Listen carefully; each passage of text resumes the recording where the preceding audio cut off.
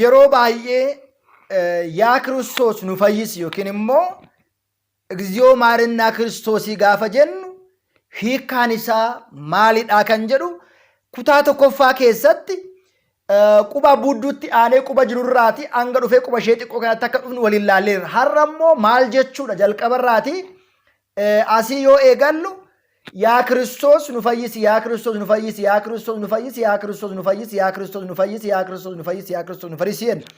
Haadha kee qulqulleetti dubroo Maariyaam ijee nu fayyisi, haadha kee qulqulleetti dubroo Maariyaam ijee nu fayyisi, haadha kee qulqulleetti dubroo Maariyaam ijee nu fayyisi. Al 24 al 12 yaa Kiristoos nu fayyisi. Al 12 haadha kee Maariyaam jedhiiti nu fayyisi gaafa jennu maal jechuudha? Kana jechuun Waaqayyo samiirraati bu'e asirraa buune asitti gaafa raawwannu Waaqayyo samiirraati bu'e garaadha keenya qulqulleetti dubroo Maariyaamitti keessa bule.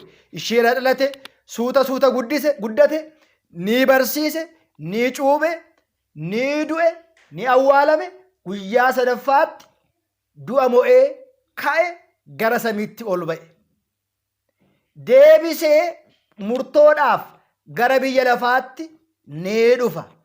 Murtoo isaa xumuree qulqullootaa fi cubbamoota gargar baasee erga murtoo isaa xumureen booda deebi'eetu gara samiitti ol ba'aa jechaadha hiikkaan isaa. Egaa tiktookii kana laayikii fi foloo gochuudhaan nu hordofaan dhaamsa hunda keenyaati.